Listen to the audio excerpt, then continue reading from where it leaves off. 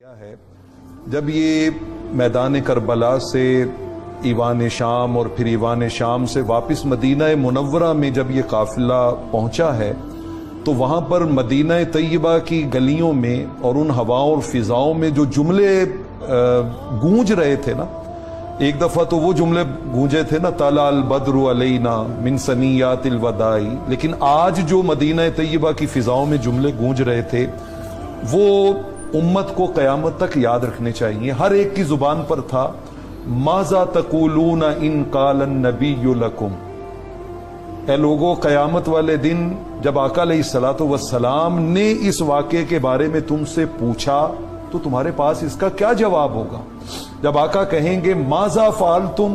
وانتم آخر الامم، یہ تم نے کیا کیا کہ تم تو آخری امت تھے اور میں تمہیں بار بار یہ کہہ کے آیا تھا اذکرکم اللہ فی اہل بیتی، اذکرکم اللہ فی اہل بیتی، اذکرکم اللہ فی اہل بیتی، تو میرے اس سارے سمجھانے اور بتانے کے باوجود تم نے یہ کچھ کیا ہے۔ مجھے تاریخ ابن عساکر سے وہ جماعت صحابہ یاد آ رہی ہے جو ملک روم میں جنگ کے اوپر گئے ہوئے تھے، اور وہاں پر انہوں نے جب ایک جگہ سے گزرے تو انہوں نے دیکھا کہ جو ان کا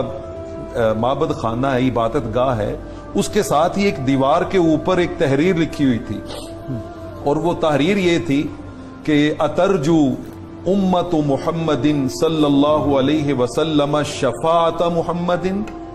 بعد ان قتل الحسین، حسین علیہ السلام کو شہید کرنے کے بعد بھی کیا امت اس بات کی امید رکھتی ہے کہ اسے حضور علیہ السلام کی شفاعت ملے گی؟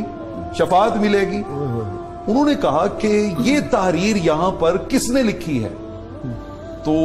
وہاں کے جو عیسائی علماء تھے انہوں نے کہا اللہ کی عزت کی قسم یہ تحریر اس دیوار پر 300 سال پہلے کی لکھی ہوئی ہے،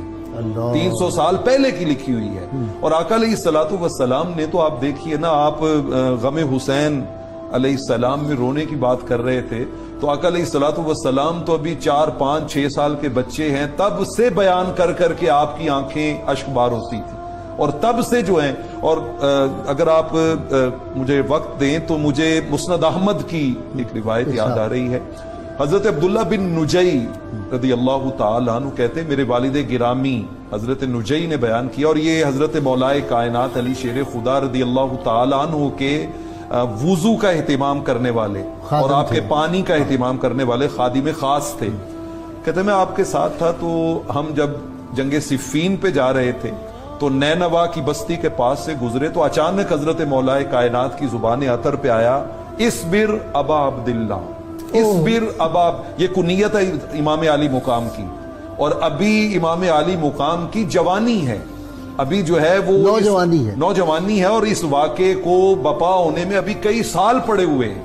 تو آپ بار بار کہہ رہے ہیں ابو عبداللہ صبر کرنا، ابو عبداللہ صبر کرنا۔ میں نے عرض کی امیر المومنین یہ آپ کس صبر کی بات کر رہے ہیں؟